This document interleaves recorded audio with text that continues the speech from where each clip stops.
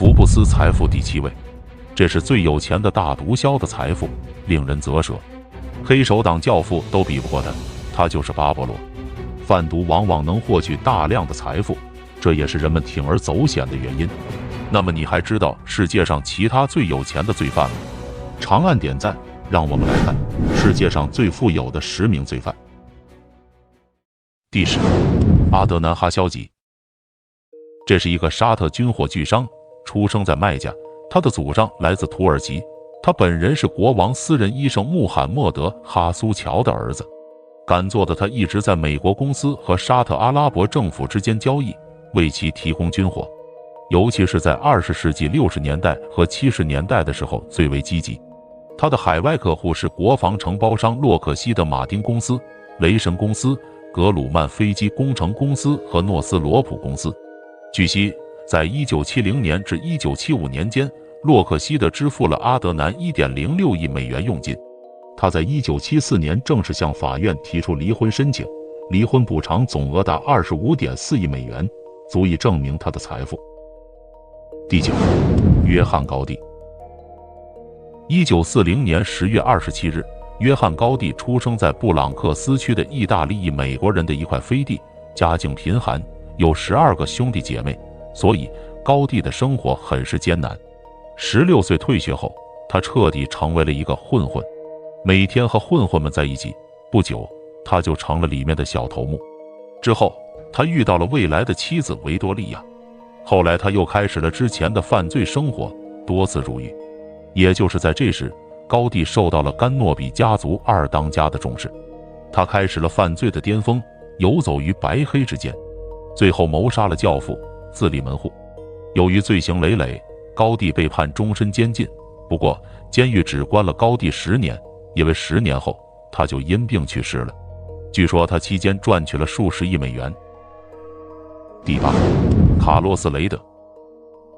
这个不起眼的哥伦比亚男孩出生于1949年9月7日，谁也不会料到，在日后他会成为毒品界的扛把子。有传言说他的身家高达27亿美元。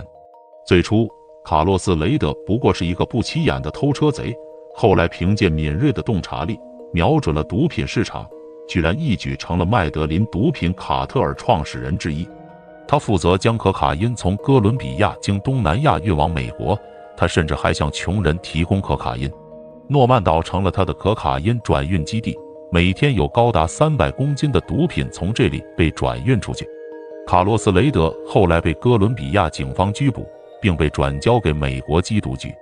最终，这名毒枭要在监狱中度过余生了。第7，雷富尔·埃德蒙3世。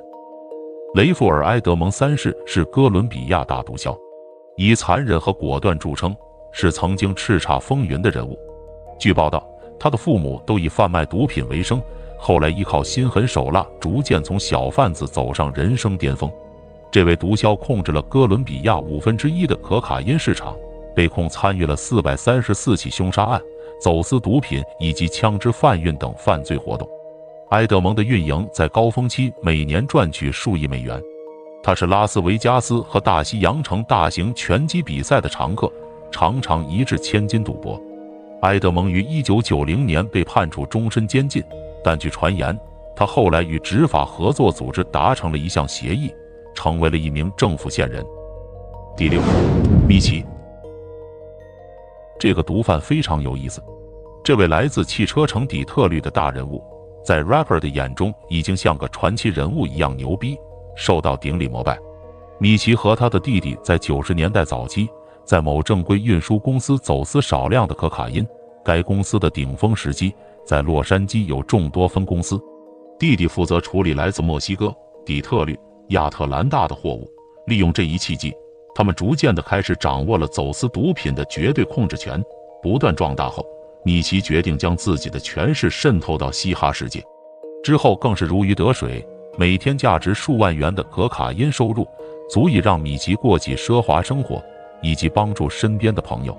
他参与了多起枪杀案以及其他暴力袭击案件，最后遭到了联邦调查局的调查，被判处30年监禁。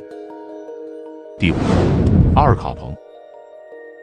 阿尔卡彭1899年1月17日出生于纽约布鲁克林，绰号八脸，是美国黑帮成员和首领，几乎无恶不作。1925至1931年掌权芝加哥黑手党，使芝加哥黑手党成为最凶狠的犯罪集团。该集团又被称为奥特菲。阿尔卡彭也成为20世纪20至30年代最有影响力的黑手党领导人。卡彭虽是黑道罪犯，但在某种程度上却扮演扶弱济贫的角色，连有史以来最受关注的黑帮同他智慧的犯罪部分，至今仍成为另类美国梦的象征。在1929年股市崩盘后，卡彭是第一个发放救济食物的人。1947年1月19日凌晨4时，卡彭在睡梦中发生脑溢血，最后于1月25日在家里去世。第四，埃尔查波。埃尔查波是世界公认的邪恶之人，有人称他为来自地狱里的魔鬼。他凭借自己的黑帮势力，几乎控制了墨西哥所有的大宗毒品生意，成功跻身进了全球著名的亿万富翁俱乐部，一跃成为了世界上最有钱、最有势力，同时还是最邪恶、最歹毒的风云人物之一。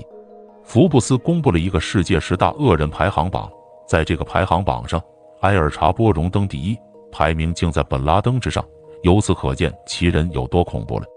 埃尔查波的残忍狠辣是他成名的关键，他以恶名威震其他毒品黑帮，一些势力很小的黑帮为了生存、为了活命，都迫不得已投奔了埃尔查波，由此他的黑帮始终都还在不断的壮大。第三，格利塞尔达·布兰克，这是一个哥伦比亚女大毒枭，被称为可卡因女王。1943年2月15日出生于哥伦比亚海港城市卡塔赫纳，收入微薄的父母要养活包括格利塞尔达在内一共7个孩子，在母亲染上酒瘾后变得更加困难，吃不上饭是常有的事情。后来他决定独自闯荡，当过统计，最后瞄准了毒品市场。凭借着心狠手辣、做事果断，格利塞尔达在迈阿密的势力越来越大，一跃成为可卡因女王。后来还做过哥伦比亚头号毒枭巴勃罗·埃斯科瓦尔的导师。在1985年被美国法院以走私毒品罪名判处20年监禁，于2004年回到哥伦比亚。2012年9月3日，其在哥伦比亚麦德林市遭枪杀身亡，终年69岁。第二，利昂纳·赫尔姆斯利。他1920年7月4日出生于美国纽约，他的家庭贫困，排行老三，父亲是一名制帽匠。由于相貌不俗，他10多岁时曾当过模特，后来成为美国房地产大亨，和丈夫一起努力创办了自己的连锁品牌酒店、饭店。可笑的是，2007年8月20日，在他位于康涅狄格州的家中过世。赫尔姆斯利的大部分家人都没能继承他的财产，而他的宠物狗却获得1200万美元遗产，因为他和家里面的人相处的其实并不融洽。但法院估计赫尔姆斯利的资产总额约为40亿至80亿美元。赫尔姆斯利在遗嘱中指出，他绝对不会给他名叫克雷格和米根的孙子女任何遗产，而他另外12个外孙子女的名字根本就没有在遗嘱中提及。第一，巴勃罗。巴勃罗1949年12月1日出生于哥伦比亚，是前哥伦比亚大毒枭，也是史上最大的毒贩。这个在麦德林大街上长大的穷孩子经历十分坎坷，他起初靠偷盗以及倒卖墓碑为生。